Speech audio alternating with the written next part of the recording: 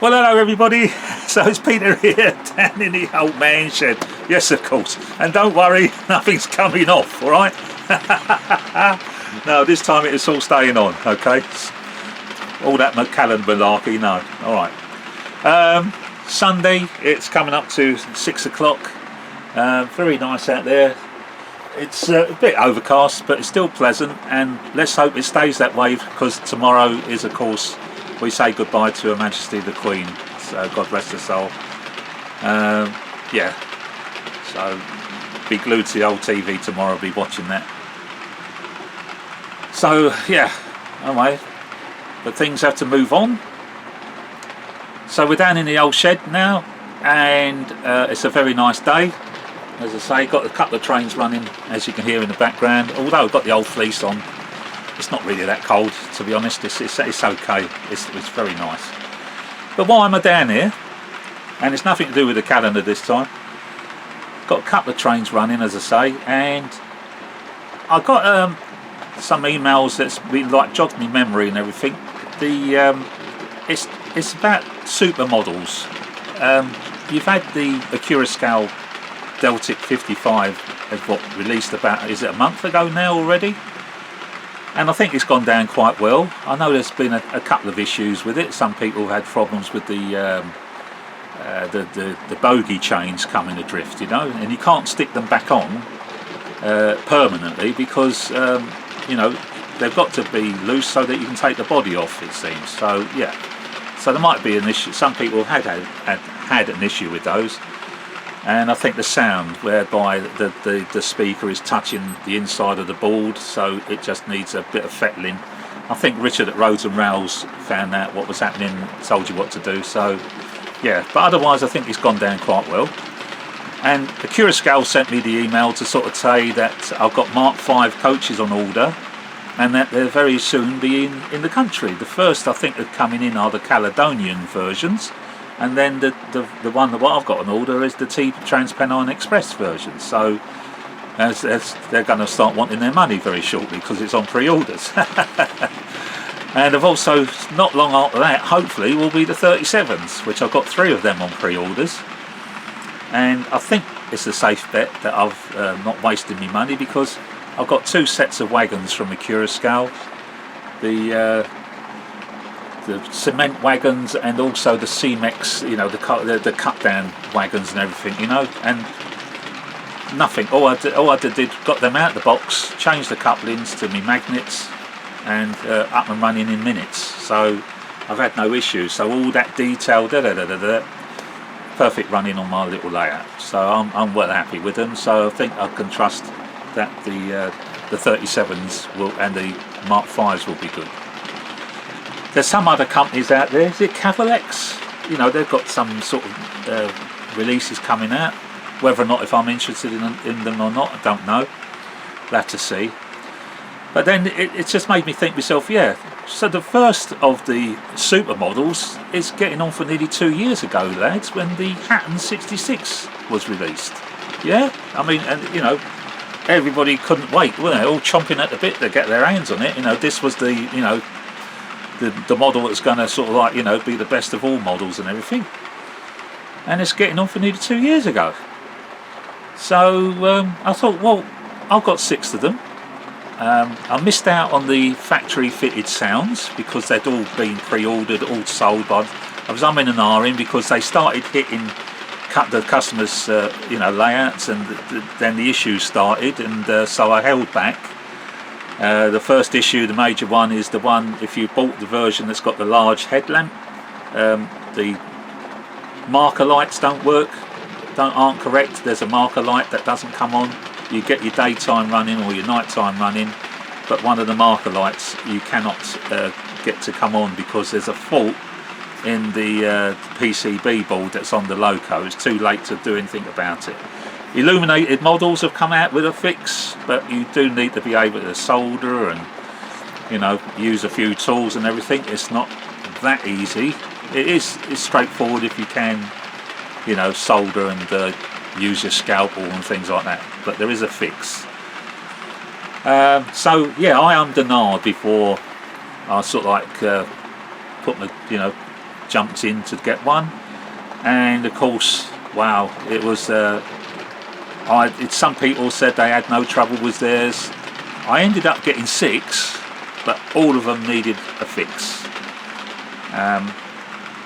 None of them was sound fitted, as I said, so it meant going to either DC Kits, which is Lego Man Biffo anyway, and it's his sound file that Hatton's was selling it under, and also Richard at Rhodes and Rowell's had the same decoders. So if you bought your decoder, sound decoder from DC Kits or Richard at Rhodes and Rowell's, you had exactly the same setup as what the ready sound fitted models had. You know, the working cab lights and all the rest of it.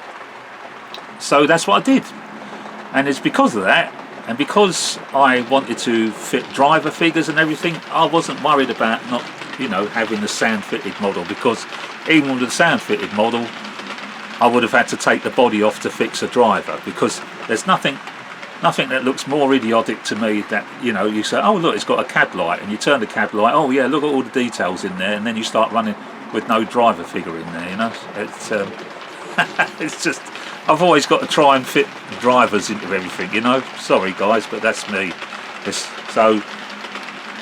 If it's the end wagon, it has to have the coupling removed, because it is the end wagon, and hopefully you've got a light on there, even if it's a dummy, and it must have a driver fitted. All my locos, they've all got drivers fitted, even the steam, they've all got driver crews and things. So yeah, so I ended up getting 6. So the first one I paid the full asking price, because DCC ready from Hatton's, and then fitted the sound decoder in it. And then I think by the next 5 I bought at the Hatton's reduced rate, because they reduced the price, and if I remember, it was 119 quid you was paying for a DCC ready Hatton 66. And you could have been lucky that you got a good one, because it seems there are some good ones to be had. Or if you're like me, all 6 didn't work. They all needed work on, and it was all to do with the axle boxes. But guys, if you go back, I've got the film showing you how to fix them. Or if you don't want to fix them, you just cut them down and just glue them into the bogie frame so they don't revolve, and you would have had a perfectly running class 66 without going to all the bother that I went to. Alright, because that's all that was wrong with it. Those little axle boxes keep falling off because they weren't designed to, it was a bad design.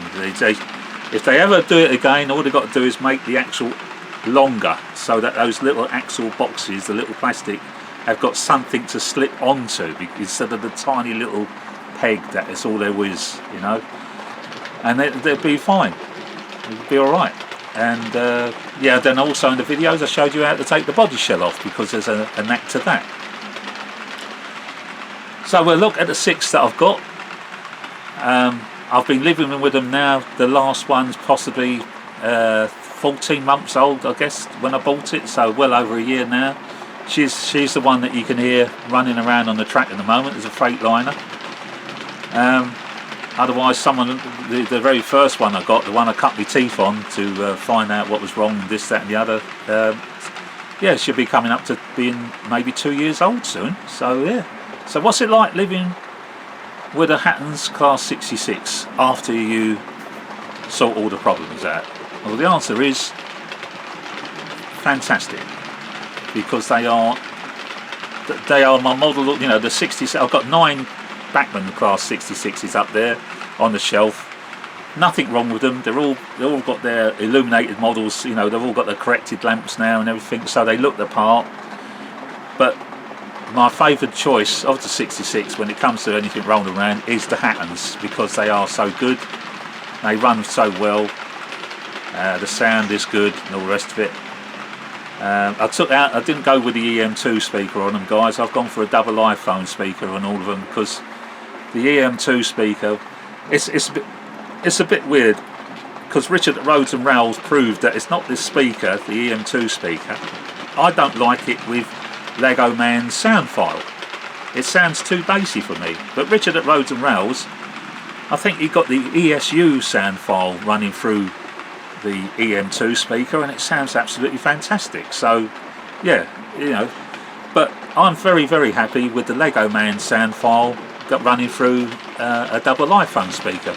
Gives it that little bit more of a higher whine to it than the deep, too bassy note. It's too bassy for me. That's not a 66. 66 whines. So, you know, you've got to have a higher spec, I think. Anyway, it's just me. So, let's go into it, because I've gone through the 6 that I've got to show you what they are and how they perform and everything. There's only one issue with one of them, which I talked about, which is to do with the cab light not working at one end. The very, very first one that did have an issue was fixed itself. that had a nighttime running light that didn't work, so I thought, well, it's no big deal, never use it. And it was only when I went back to start seeing if every, you know, what worked, what didn't, because I couldn't remember.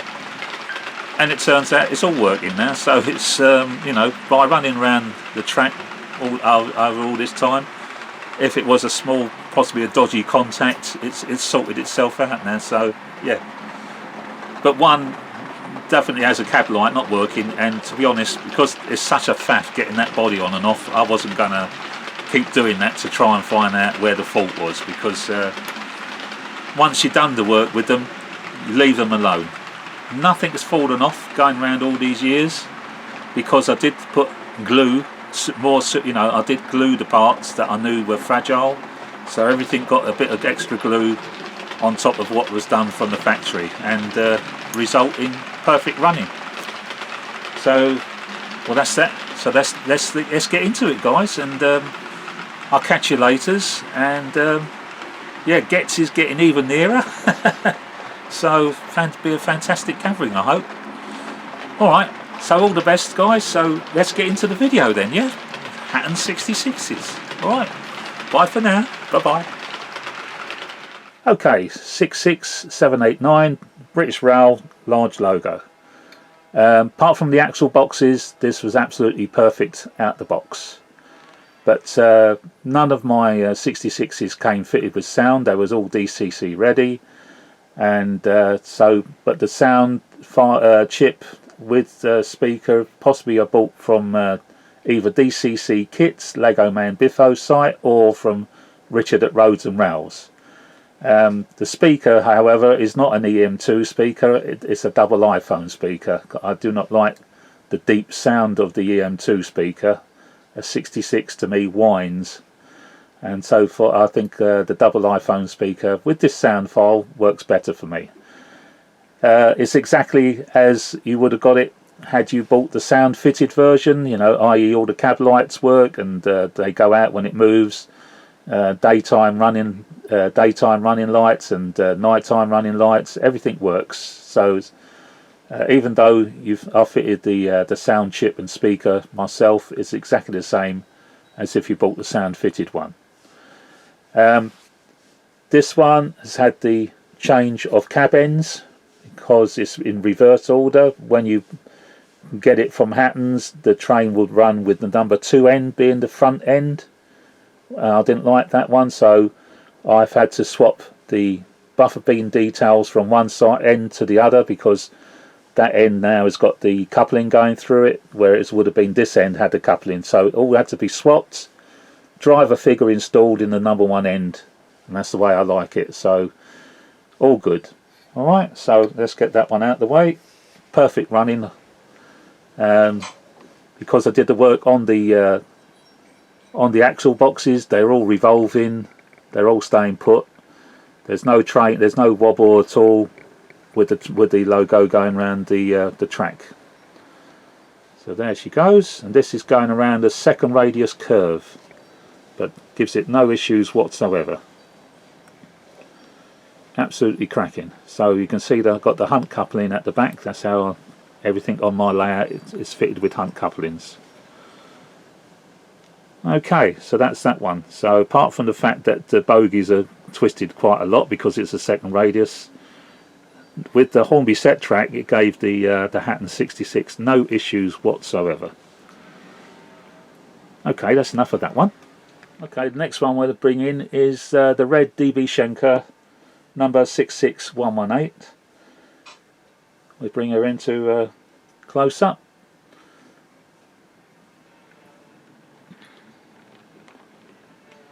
This one again, I changed the cab ends when I fitted the driver, so number one end is the end under the exhaust. Absolutely fine.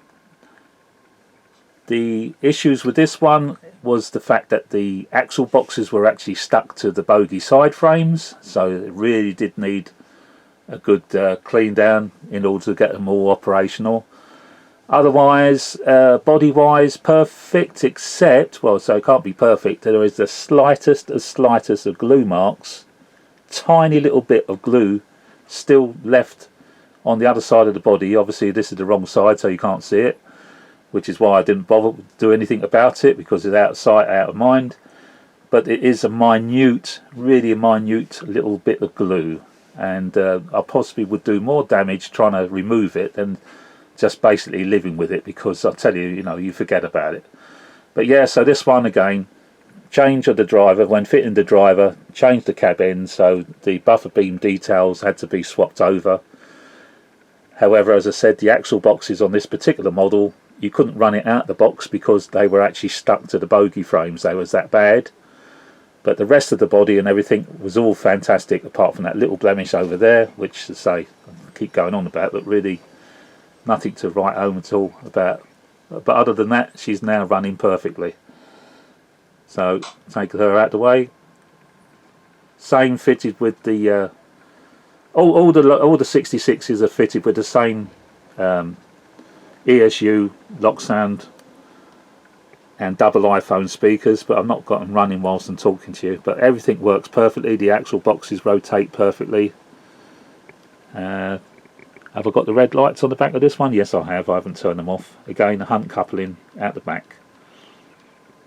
But there she goes. Second radius curves, no issues whatsoever.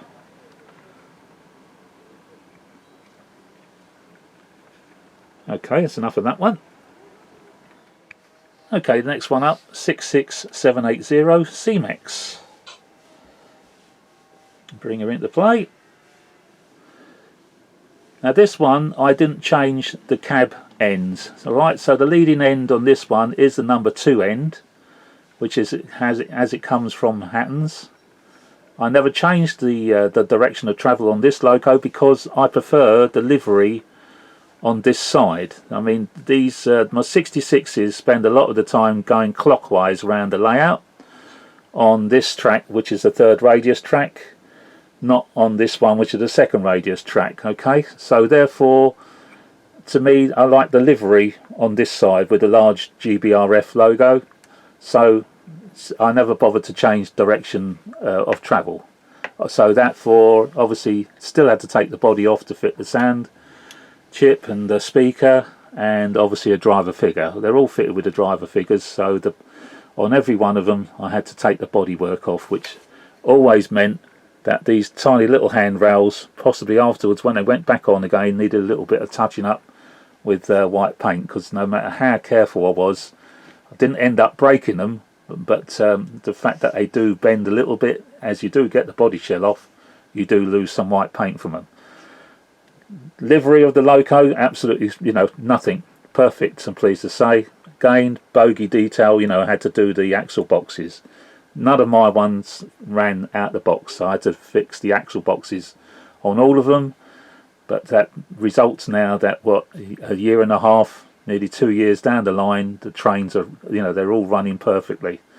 So I was very glad that I went to the effort of doing it. And of course, in this one at the time,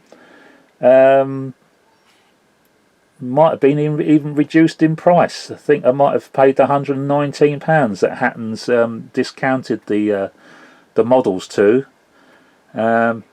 Basically, I suppose to get rid of them. I don't know, but yeah. So what else?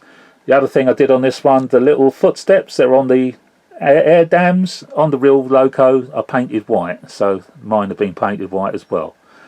But otherwise, no, she's absolutely a fantastic runner. And perfect conditions. No bent name plates or anything like that some people had issues with. No, and delivery is perfect on this one. So that's C-Mex. Let's get her out of the way. You can always hear the cab light goes out when she starts to move. One of the beauties of the chip and they're all silent, guys. You know, obviously once the sound are on, but I'm pleased to say they're all very silent runners. Right, that's that one. Right, the next one I bring in will be 66502, the Freightliner liveried, and I'll have her on the outside track. I'll bring her in.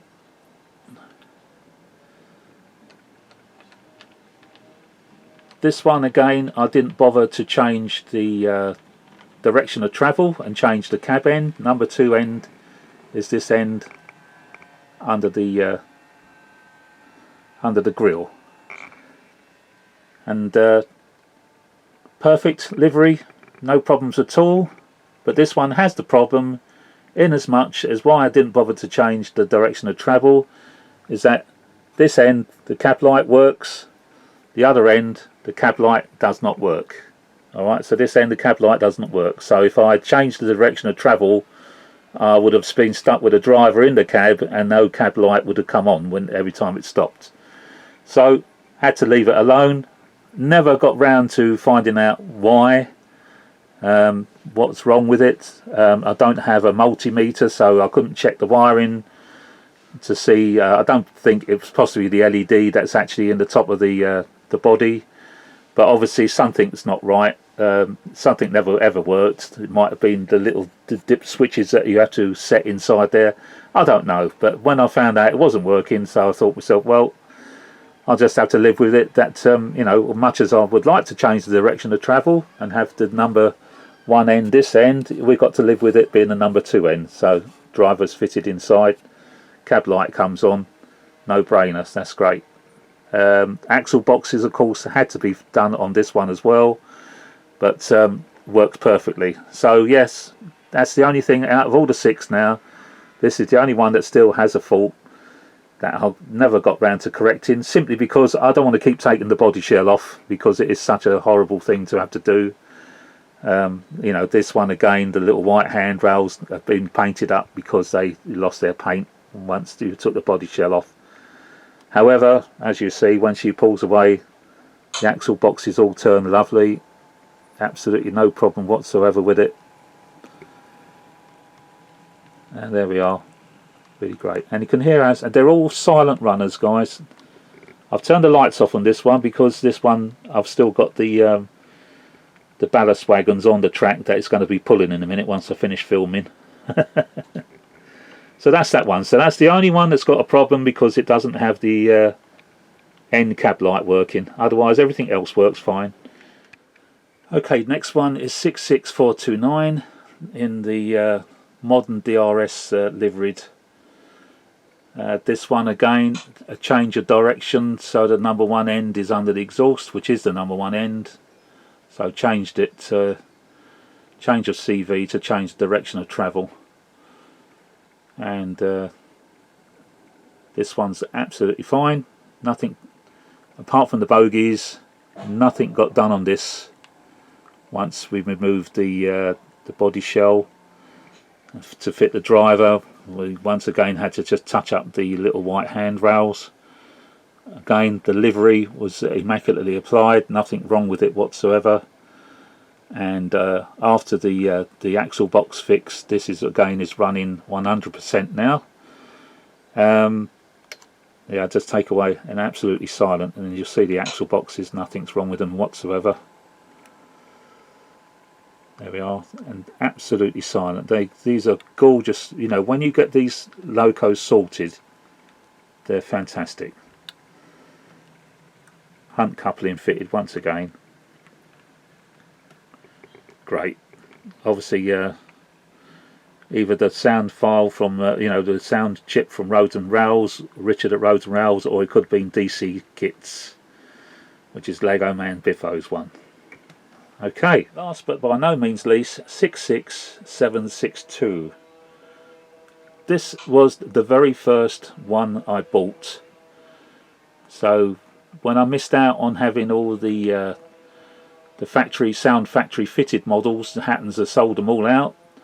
When I missed out on buying the large headlight versions of these 66s, they'd all sold out.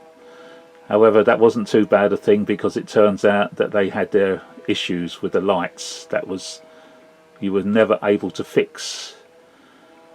This one, so this is the one I cut my teeth on to find out how to get the thing to run properly, because the axle boxes were bad, it wobbled and all the rest of it. I had to find out how to remove the body shell on this one to fit the driver, and then obviously once again change of ends. Number one end is under the number one end instead of default being that way. You may have noticed, guys, looking at the 66s, I have some that are the low emission kind, which is, this is one of the low emission kind. So therefore again, on the startup you have the alternate startup functions in the sound chip. You change the CV, and you can change the startup. One starts off with a primer pump, and the other one, like this one, goes straight into the startup of the engine, because this is a low emission version. You can spot it easily by the different grille on the roof, and also the fact it's got another set of steps down the side of the body. The others doesn't. And then there's also, it's the lights are different as well. This one just has the 4 lights, whereas the other ones have the small marker lights either side, which obviously work. But no, this one's no issues with this one. It did have an issue when I first got it together, whereby the nighttime running light at that end, at the back end, which would have been this end, didn't actually work. Again, it wasn't too much of a worry because I had changed the direction of travel, so I would never notice that. However, having gone back through the functions on this particular loco now, it's fixed itself. So it must have been this one. I think when I remember when I did have a bit of trouble with the little settings on the board here, the little sliding switches that are underneath here. I had to jiggle around with it, otherwise I didn't have the light come on. So it was something wrong with the little sliding switches, the dip switches underneath here. And then all of a sudden it worked, and I left it well away. But even though this end, it didn't work properly, but now it seems to have resolved itself, so that's good. However, maybe a month or so after having this model and it was running perfectly, this one has had a new motor. Oh my gosh, you're saying? Yes, that was the problem. Because it was fairly new and they had plenty in stock, Hatton's did. I got onto them and said, look, there's absolutely nothing wrong with it. It's running perfectly after I'd done all the modifications with it, but the motors started giving me problems. It was running jerky. It didn't pull away as smoothly as they all are now. It started being running erratic. It was the motor. Hatton's, the problem with these things is there's no spares, and we don't know to this day who produced this. So who do we go to find out who's got spares? That is the issue, I suppose, with the Hattons. However, they were good. They sent me a motor that obviously had been in a product that had been returned to them. So they said, would you be happy if we take a motor from a loco that's been sent back for another reason? Would you be happy to have that? I said, yeah, of course. Anything is better than what I've got. And yeah, touch wood, pleased to say, since that day, it's been running perfectly like the others, as it should have done. And yeah, it's good. And I'm also pleased to say that are very, very easy to swap in and out. It's a bit like the Bachmann Class 66s. Very easy to get the motor out. You just move the PCB board to one side and you've got access to the motor. So yeah, didn't take long. However, all done and dusted now, all fixing, all perfect. So this one again, I will send on its way. You'll hear the cab light go off because they all do that. And as you can see, a nice crawl away. That's what wasn't going on with the old motor. The axle box is all turning lovely. So this is the one I literally cut my teeth on now to find out how to stop the wobble. And the sun's coming through now, so you can see them running smoothly now.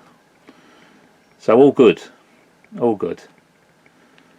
So that obviously involved changing the detailed end, so the couplings was now at this end. I had to swap that around. So this is the one, the very, very first one. So she's now getting on for being nearly 2 years old, this model. From this is when the Hattons came out.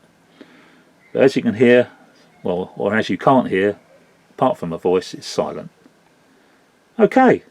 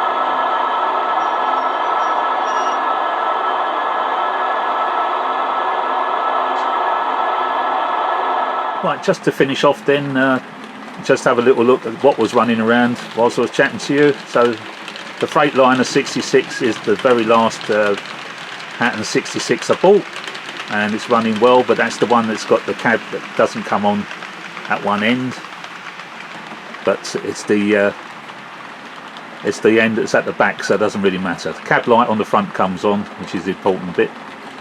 And also going around, I've got my Bachmann 37 rail operators group with a couple of wagons, and oh, surprise surprise, the last wagon has had, and then the train lamp fitted. Wow. What a surprise. So yeah, I've got that one running around, so it's looking quite good. Very easy to do that one once you realise how to take those wagons apart. Very easy one to do, so that's good. So what I'll do, I'll put the sound on, and you'll hear what I say about the double iPhone speaker with the Lego Man Biffo sound file. To me, is not as bassy, and I like it better.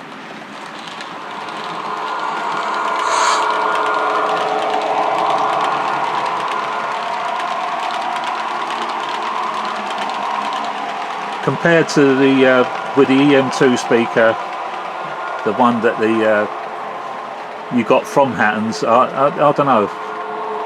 This is not too bad at all, you know. I like it. And of course I put the 37 on.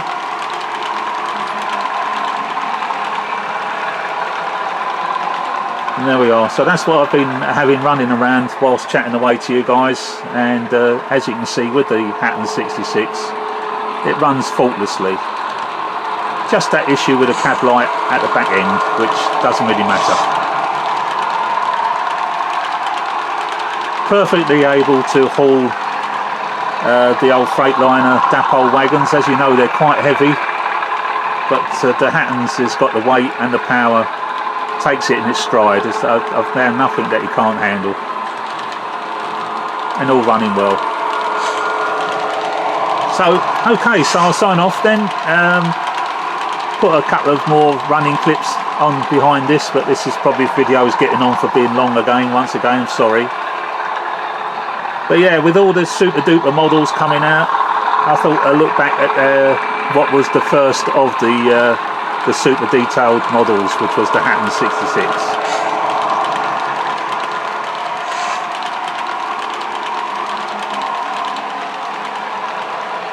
Okay. Catch you later, guys. Watch it come round one more time. I'll see you soon. Bye guys, bye bye.